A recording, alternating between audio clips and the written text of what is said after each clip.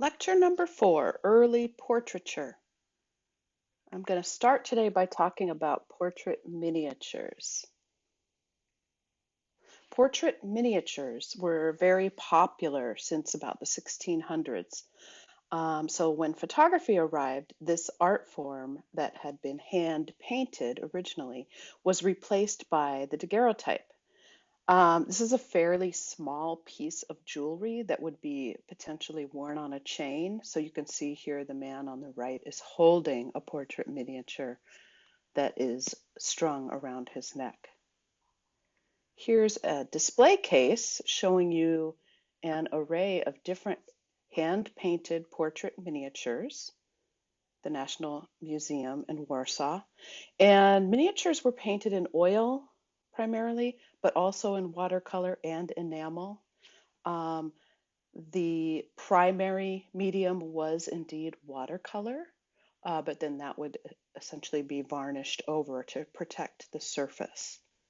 So these are quite small, very popular.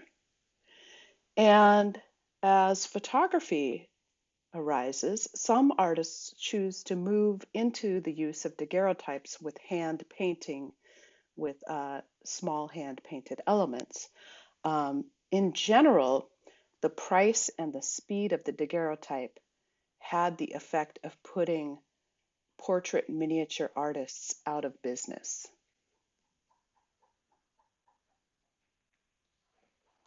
This image is by a man named Robert Cornelius. It's possibly the oldest photographic portrait of a human being. One can see the softness of the image due to the very long exposure. So the story goes that Cornelius set up his camera at the back of the family store in Philadelphia, and he took the image, removing the lens cap and then running into the frame where he sat for about a minute before covering up the lens again. And on the back of the image, he wrote, "The first light picture ever taken, 1839." Certainly that was the first light picture of his taken. So the image helped disprove Daguerre's critics, who said that the process was too cumbersome to ever work for portraits. And it encouraged Cornelius enough to open one of the first photographic studios in the United States. So the daguerreotype process began being used in America shortly after the announcement of its invention. Early portraits often had very strained or stiff looks about them, since the sitters were compelled to remain still for quite lengthy exposures. This may also be due to a rather uncomfortable contraption that was used to hold the viewers very still for the images. So here's a cartoon that is spoofing the inconvenience of the sitting requirements, a sketch by Honoré Daumier. And it says, "Photography, the new procedure being used to achieve graceful poses." And what you see here are a couple of additional elements.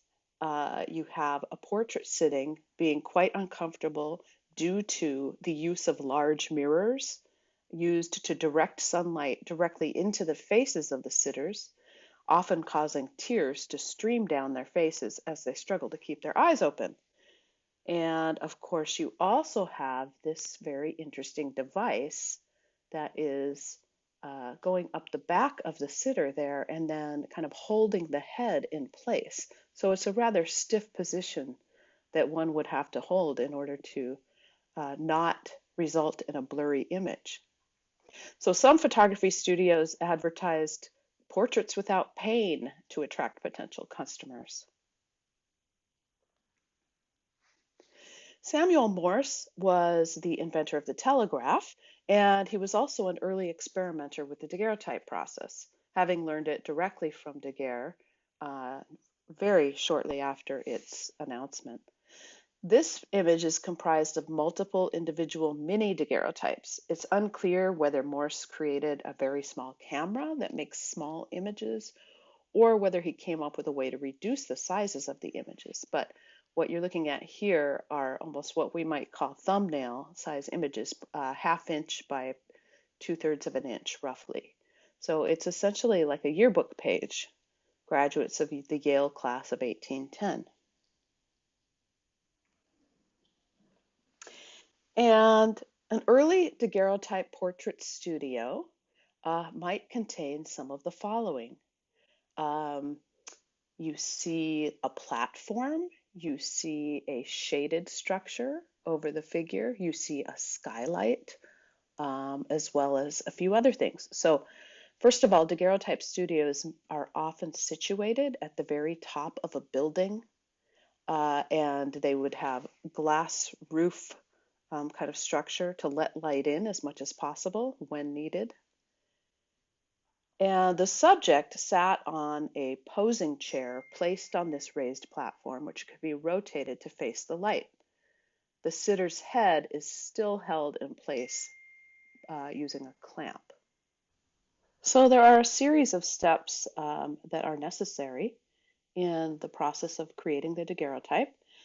First of all, an assistant would polish a silver-coated copper plate until the surface would be very, very reflective.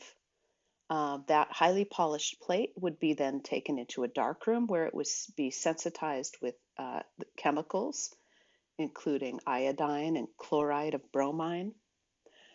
Then another operator would place that sensitized plate into the camera, placed on a high shelf. And then when the sitter is ready, the operator removes the camera cover, or what we might refer to as the lens cap, and then exposes the image for the required time. And this would be determined based on trial and error and probably recording various things such as the weather, time of day, etc.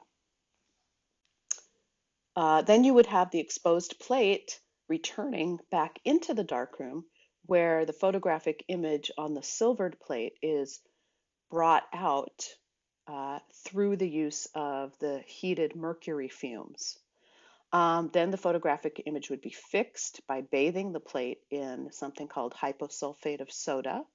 And then the plate would be washed in distilled water and dried. And that's not it. Finally, the finished daguerreotype would be often would be gilded, would be essentially giving it a coating that is protective.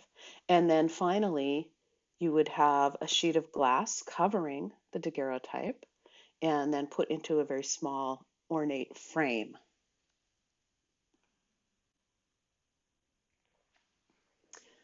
Okay, here's kind of a funny looking image. This is Daniel Webster addressing the U.S. Senate in the Great Debate on the Compromise Measures of 1850.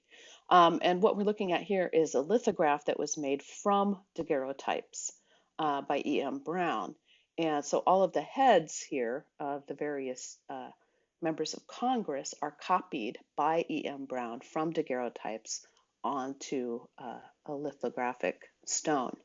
So the image is rather stilted and nonsensical in terms of lighting and gesture and proportion. You definitely have the feeling that these heads and bodies are just kind of pasted in an unusual manner and a kind of a photo montage look about it. So with the addition of backdrops and props, thematic portraits could be constructed. So many of the most successful daguerreotype studios were equipped with a wide variety of backdrops, of props, furniture, scenic elements of sorts, maybe painted backgrounds. Sitters were encouraged to bring objects of symbolic importance with them for a thematic portrait. So here we see the geography lesson. So you have a series of objects in the portrait that are referencing a particular lesson or event or subject that's being studied. And what you see here is a double image. This is a stereoscopic daguerreotype. And the stereoscope was a viewer that would allow the illusion of a 3D image by imitating human binocular vision. So here's an example of a stereoscope. So it is kind of a precursor to the idea of 3D imaging. So you have two images side by side that are shot slightly off. So one image would be shot slightly to the left and the other slightly to the right, but essentially almost the same. And by viewing them through the viewer, you almost get a 3D kind of effect. What's different about this portrait? Think about that for a minute. Yes, you're right. These people look relaxed and smiling. You don't see people in quite such a stiff pose that we have thus far been looking at. So this is certainly a result of some of the innovations that would shorten the exposure time. Here we see a Nevada city miner with a gigantic gold nugget, an 8-pound gold nugget here. And there are some hand-painted elements on this. You can kind of see the outline of the paint around the nugget, trying to make it look like it's glowing to a certain degree. So the daguerreotype was used out west as well. So you certainly have the gold rush in California and the West, and those folks that struck it rich would immediately go down and have their portraits taken with their find. And here's a 49er souvenir, kind of a combination of the portrait miniature locket kind of image and on a chain that is strung together with actual gold nuggets. Daguerreotypes would often be found on lockets, on snuff boxes, on watches, on purses, appointment books, all kinds of things. So now let's take a look at another form of photography at the time, post-mortem photography. So post-mortem photographs become very commonplace as parents wanted to record an image of their deceased children. And this is in some ways because death would occur so often at this time. The mortality rate for infants, for small children, is quite high. So you have this being in some ways one of the only ways that a family might be able to remember the child that was lost.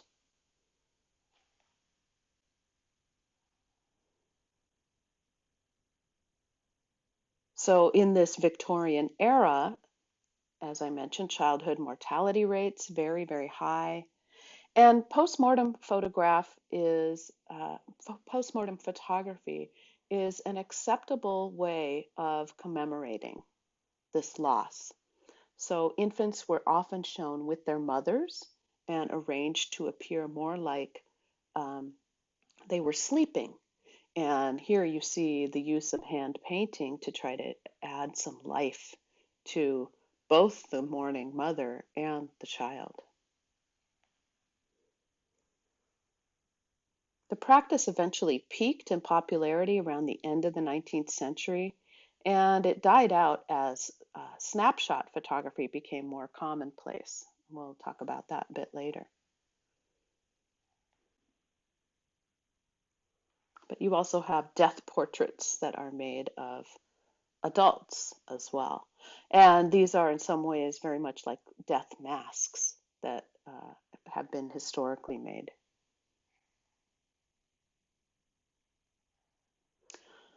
Other postmortem photographs are arranged almost to make the deceased look lifelike. Adults would be commonly posed in chairs and even braced on specially designed frames. So here this young woman is sitting upright almost as if she's alive, but in fact she is not.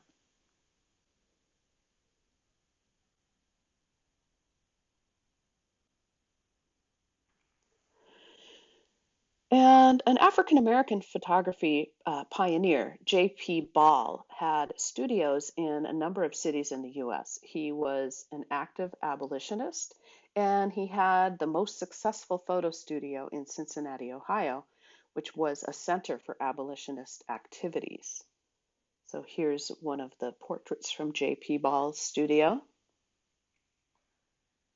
Photography first came to America's shores in 1839, long after the savagery of slavery had been inflicted on an African American population. So, this portrait is of a woman most likely from the North and probably from the middle class, since photographers' fees, though minimal by today's standards, were not inexpensive. And you also see a kind of well dressed and woman holding a book.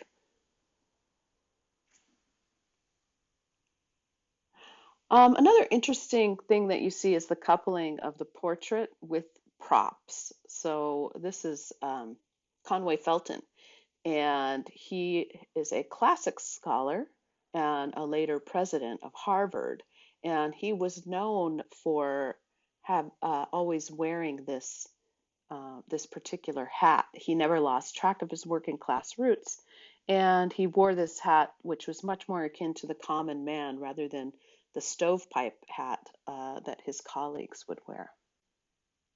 So we see a portrait of Mr. Felton as well as a portrait of his hat.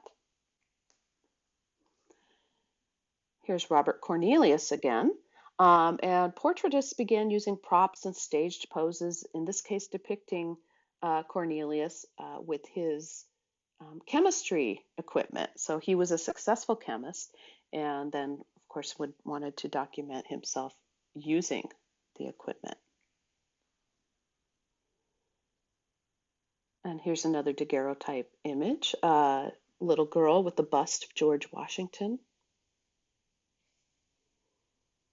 And what you're seeing here is the edges of the frame are quite visible and somewhat faded due to being in a kind of little case or frame, and then removing that part then gives you this kind of silhouette effect around the edges. And you can also see that the surface of daguerreotypes is very, very delicate, and if they aren't properly cared for, usually under glass, they could scratch quite easily. And this is a kind of a funny image of a man who is presumably an artist, man with paintbrush, and then, of course, hand painted with swaths of different colors of paint on his smock. So now let's take a look at some early erotic photography. J.A. Moulin specializes in something called academies.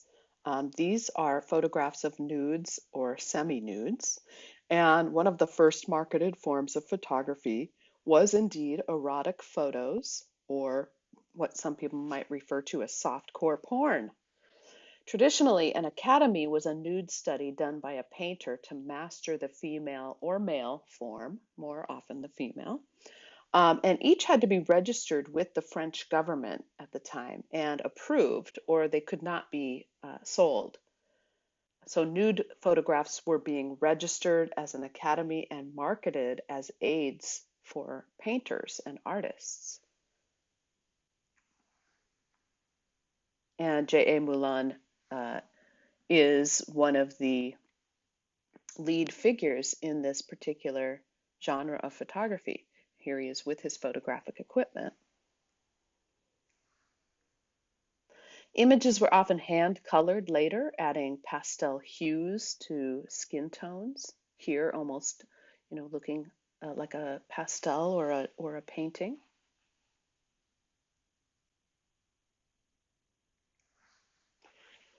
And in 1848, only 13 photography studios existed in Paris, but by 1860 there were over 400. So in 12 years, it just blew up. So early on, the cost of a daguerreotype prevented anyone other than wealthy classes in purchasing them. But by the 1860s, most of the photo studios profited by selling illicit pornography to the masses who could now afford it. So these are images that were not registered with the government.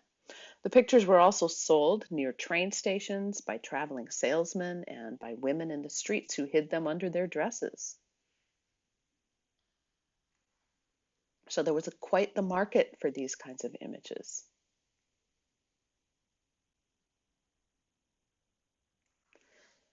And this is probably a registered academy. So in contrast to the female nudes of previous images, this one is several studies commissioned by Eugène Delacroix, the painter, to be used as models for his paintings. Delacroix felt that photography was too unimaginative to be a true art form, but that didn't stop him from using it in order to aid his artistic practice. So now I'm going to talk about some of the studios. So in Boston, we have a very successful studio of Southworth and Hawes. So Albert Sands Southworth and Josiah Johnson Hawes set up a studio in Boston where they specialize in large full plate or whole plate daguerreotypes. These images would be about 6.5 by 8.5 inches. They sold their work at a much higher rate than any other studio, but indeed their images reflected a higher quality than most others. Southworth wrote that the artist, even in photography, must go beyond discovery and the knowledge of facts. He must create and invent truths and produce new developments of facts. The role of the photographer was to catch the whole character of the sitter at first sight. So this is very similar to ideas that were supported by portrait artists of the past. And here we have a self-portrait of Southworth showing himself very dramatically lit, very romantic looking, kind of looking like a long-suffering artist or poet.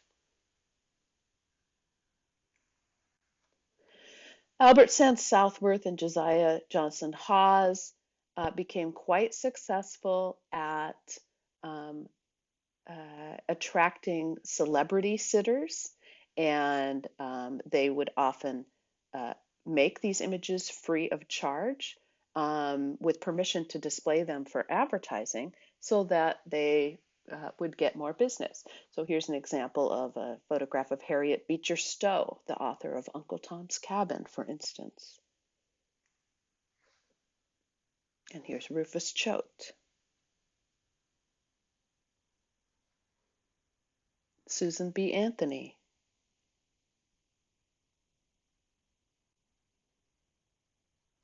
Henry Wadsworth Longfellow. So you can definitely see that the quality, particularly of the images that were taken well taken care of over the years, was quite high in this work. And in New York City, we have Matthew Brady. Matthew Brady began photographing in the early 1840s. He soon had a successful daguerreotype studio, and he also specialized in celebrity photographs. Brady is most well known for his Civil War imagery, which we'll be looking at later. But he did indeed start out as a portrait photographer. So here's his portrait of John C. Calhoun. And fame was often a result of photography during this time period. So its quick production and reproduction led to the popularization of certain personalities. So for instance, Abraham Lincoln attributed some of his success to Brady's photo of him, which was sold and distributed widely during Lincoln's campaign for president.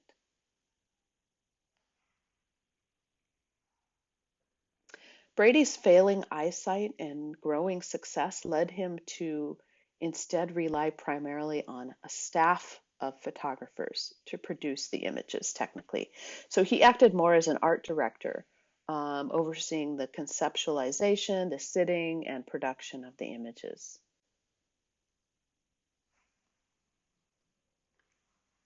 And in Scotland, we have David Octavius Hill and Robert Adamson. And the two of them go into partnership, creating a photo studio that encompasses a wide variety of genres. Hill acted largely as the artistic director, while Adamson is known to have the mastery of the photographic technique. The two primarily worked with calotypes whose texture and quality resembled lithography and other printmaking qualities. They used the lack of detail to their advantage, relying instead on large areas of light and shadow. The sittings were very neutral in setting, although they did use dramatic lighting to achieve their effects.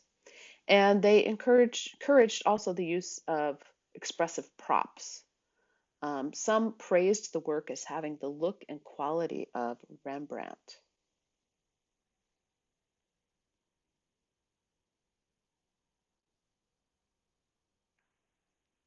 This image is part social documentary project, perhaps the first in photography, that Hill and Adamson carried out in New Haven and other small but vital fishing towns near Edinburgh. Because the early paper negative process could not record the fishermen at sea, Hill and Adamson focused instead on New Haven's fishwives.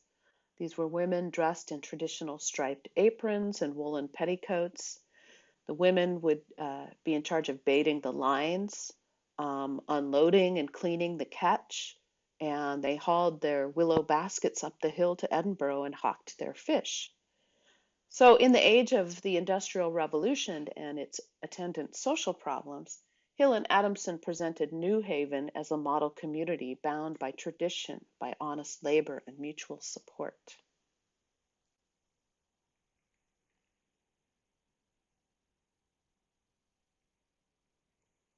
And the last studio I'm going to talk about is Nadar in Paris. Nadar's surname, I'm sorry, his full name, Gaspard Felix Tournachon, and his brother, Adrien Tournachon. They run a successful portrait studio in Paris and capitalize on making images of famous upper class people in French society.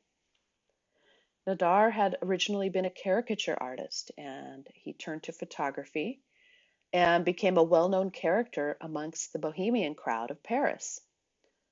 Like Hill, and also like Brady, he conceptualized his photos, posing his sitters and relying on technicians to process the imagery. Theodore Gautier was a writer and proponent of art for art's sake.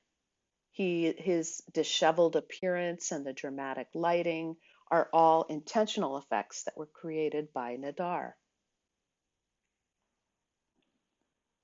Here's a portrait of Georges Sand.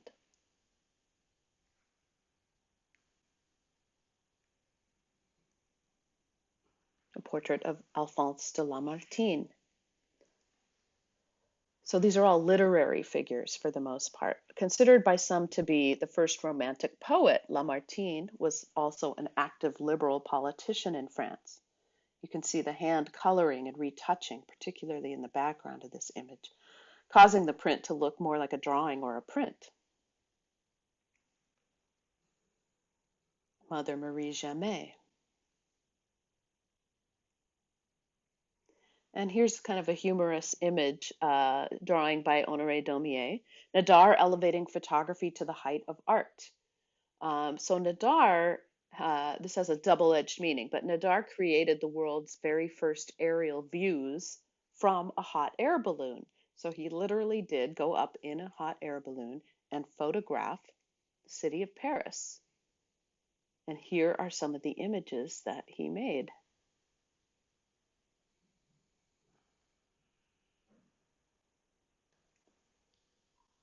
Baudelaire was friends with Nadar and Carjat, the photographer of this image, but he held the belief that photography was not a true art form, that the camera was a machine and yielded images that, in his mind, lacked, quote, the true complexities of human perception, end quote.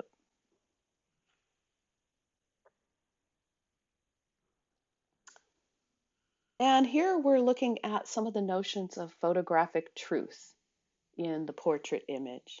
So this is an image of Chief Keokuk, who is giving us the impression of reality with a plain backdrop, kind of authentic, quote unquote, authentic costume and crisp, stark details of the features of his face.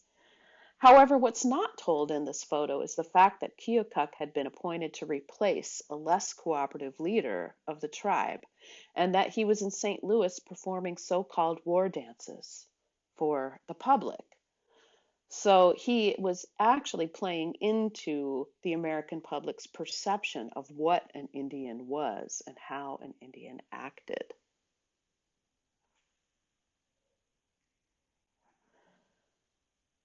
And this is in Switzerland. Karl Durkheim is commissioned by the Swiss government to document the homeless, the stateless, itinerant people that were being held in open confinement in the city of Bern.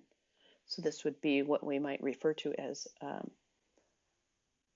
the gypsy people or the Roma people.